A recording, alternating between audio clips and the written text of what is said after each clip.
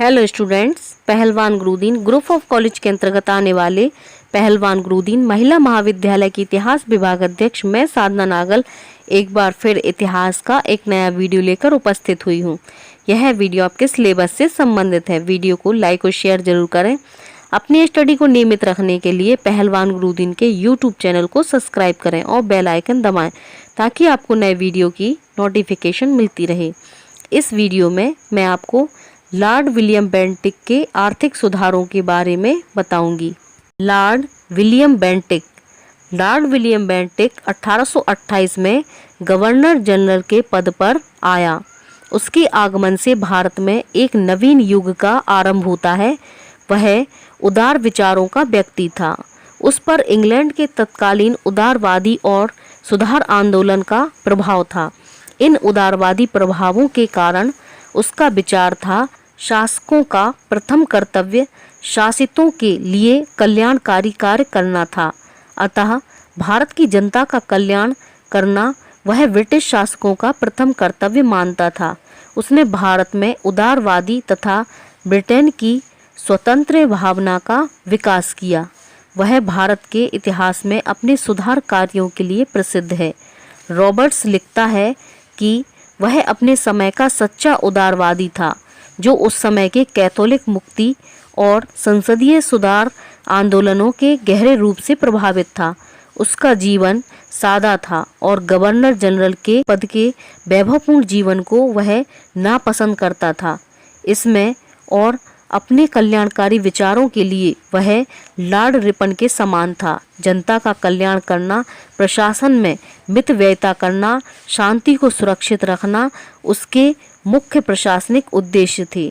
निस्संदेह वह पहला गवर्नर जनरल था, रॉबर्ट्स लिखता है, जिसने खुले रूप से इस सिद्धांत पर कार्य किया कि शासित जनता का कल्याण करना भारत में ब्रिटिश अधिकारियों का पहला कर्तव्य है। बेंटिक की सुधार तथा शांतिवादी नीतियों के लिए यह उपयुक्त समय था। भारत के सभी देशी राजाओं और नवाबों पर कंपनी की सत्ता स्थापित हो चुकी थी। लॉर्ड हेस्टिंग्स और लॉर्ड एमहर्स्ट के शासन कालों में युद्ध तथा विस्तार नीतियों के कारण कंपनी पर आर्थिक बोझ पड़ा था। अतः संचालक शांति के पक्ष में थे। कंपनी के चार्टर की पुनरावृत्ति का समय निकट आ रहा था। कंपनी ब्रिटिश सरकार के सामने संतोषजनक आर्थिक स्थिति तथा सुव्यवस्थित प्रशासन को प्रस्तुत करना चाहती थी। इंग्लैंड में भी इस समय सुधारवादी आंदोलन चल रहा था। स्वयं बेंटिक शांतिवादी नीति का समर्थक था। अतः स्वाभाविक था कि उसके काल में सुधारों को अधिक महत्व दिया गया। वह मद्रास प्रेसिडेंसी का गवर्नर रह चुका था। 1807 में वेल्लोर सैनिक विद्रोह के कारण उसे गवर्नर पद से हटा दिया गया था। अतः प्रारंभ में यह अनुमान नहीं किया जा सकता था कि उसके गवर्नर जनरल का काल इतना प्रशंसनीय होगा। बेंटिक के प्रशासन तथा सुधारों को 3 भागों में बांटा गया है: आर्थिक, न्यायिक और प्रशासनिक। आर्थिक सुधार। बेंटिक ने सबसे पहले आर्थिक समस्या पर ध्यान दिया। हेस्टिंग्स और एमहर्स्ट के अनवरत युद्धों के कारण कंपनी की आर्थिक अवस्था शोचनीय थी। बर्मा युद्ध के समय धन की बहुत बर्बादी हुई थी। कंपनी की आय और व्यय में 1 करोड़ रुपयों का अंतर था। उसने आर्थिक सुधारों का कार्य दृढ़ता से संपन्न किया और व्यक्तिगत अलोकप्रियता की चिंता नहीं की।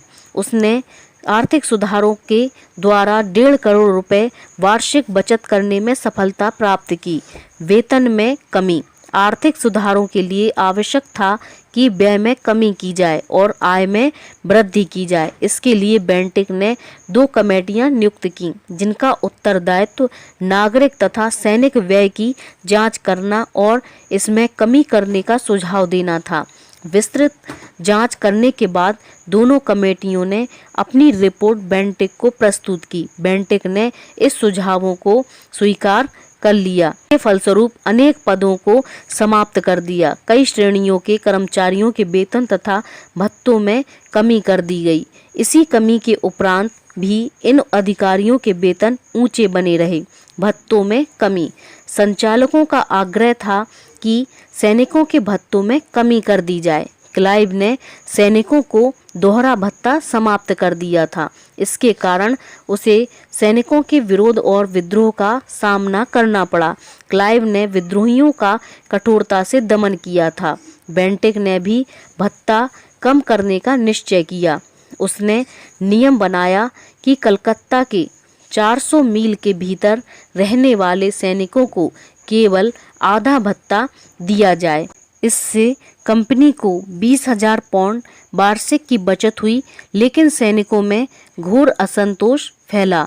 अंग्रेजी समाचार पत्रों में उसकी कटु आलोचना की गई। यह आलोचना ठीक नहीं थी, क्योंकि बेंटिक ने यह कमी संचालकों के आदेश पर की थी। अफीम के व्यापार में सुधार। मालवा क्षेत्र में अफीम का उत्पादन होता था। इसका निर्यात दमन तथा ड्यू बंदरगाहों से किया जाता था। ये दोनों बंदरगाह पुर्तगालियों के अधिकार में थे। वे इस अफीम का निर्यात चीन को करके भारी लाभ प्राप्त कर रहे थे। इसका निर्यात कराची से भी होता था और सिंध के अमीरों को इससे लाभ होता था। बेंटिक इस व्यापार की ओर आकृष्ट हुआ और कंपनी की आय बढ़ाने के लिए उसने मालवा की अफीम को बंबई से निर्यात करने की अनुमति दे दी।